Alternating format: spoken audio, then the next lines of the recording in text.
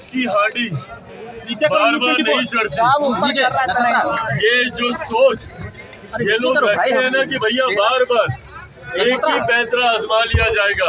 मेरे पार्टी के सांसद खुद इस बात का स्पष्टीकरण दे चुके हैं। हर कार्यक्रम में मुझे राष्ट्रीय अध्यक्ष चुने जाने पर भी उन्हीं लोगों की सहमति थी।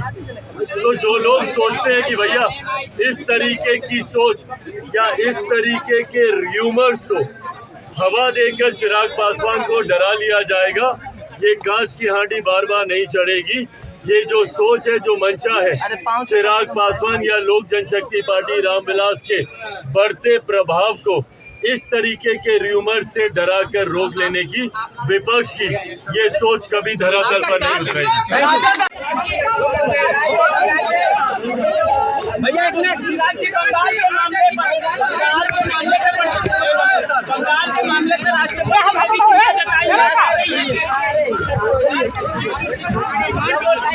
अरे आप लोग हटिए ना मैम, क्यों ऐसे कर रहे हैं? चिराग भैया बोल रहे हैं ना, अरे लोग डिस्टर्ब कर रही हैं, जितनी बन रही है। अरे यहाँ से हट जाइए मैम, ये मीडिया का जगह है। जनशक्ति पार्टी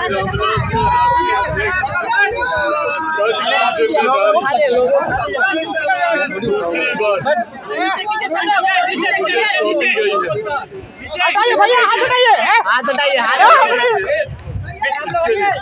नीचे कर लो थोड़ा माइक। मेरे पार्टी के तमाम साथियों का, तमाम कार्यकर्ताओं का धन्यवाद करता हूँ और ये विश्वास दिलाता हूँ कि अगले 5 सालों में पार्टी को नई ऊंचाइयों तक लेकर जाने की जिम्मेदारी को पूरी ईमानदारी से और पूरी मेहनत से निभाने का काम करूंगा। ये पार्टी मेरे नेता, मेरे पिता आदरणीय रामविलास पासवान जी के विचारों पर चलने वाली पार्टी है, उनके सिद्धांतों पर चलने वाली पार्टी है।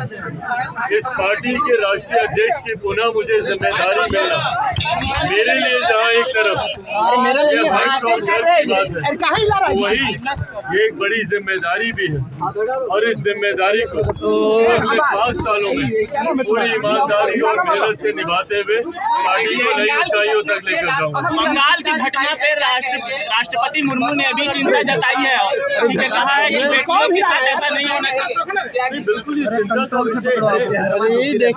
देखिए जिस तरीके से नीचे करो ना न्यूज़ 24, जितनी घिनौनी ये घटना है, जिस तरीके से इस घटना को अंजाम दिया गया, ये मानसिकता दर्शाता है कि किस मानसिकता से ग्रस्त वो व्यक्ति था जिसने इस तरीके से घटना को अंजाम दिया। ऐसे लोगों का सभ्य समाज में बराबर रखिए, कहीं पर भी कोई स्थान नहीं है और इन लोगों के ऊपर सख्त से सख्त कार्रवाई होनी चाहिए। हमारी देश की राष्ट्रपति मां महिम तक जब खुद ऐसी घटना के ऊपर चिंता व्यक्त करती हैं, तो ऐसे में उन सरकारों की जिम्मेदारी बढ़ जाती है जिन सरकारों में इस तरीके की घटना को अंजाम दिया जाता है। और ये भी समझने की जरूरत है कि भाई जिस व्यक्ति ने इस घटना को अंजाम दिया, वो व्यक्ति कहीं ना कहीं सरकारी व्यवस्था बना हुआ, जिसकी वजह से उसे इजी एक्सेस था सरकारी डिपार्टमेंट्स में आने जाने का। अगर ऐसी व्यवस्था अगर आप किसी व्यक्ति को दे रहे हैं और सरकार का संरक्षण ऐसे व्यक्ति को मिल रहा है, तो एक चिंता की बात है। आज की तारीख में कई ऐसे राजनीतिक दल हैं जो अपने पॉलिटिकल कैडर को सरकारी व्यवस्था का हिस्सा बनाने के लिए अलग अलग योजनाओं का इस्तेमाल करते हैं। दिल्ली में आम आदमी पार्टी को देख लीजिए, कुछ समय पूर्व तो उन्होंने अपने पॉलिटिकल कैडर को सरकारी व्यवस्था का हिस्सा बनाने के लिए पुलिस तक जैसी व्यवस्था में उनको शामिल करने जैसी योजनाएं बनाई थी।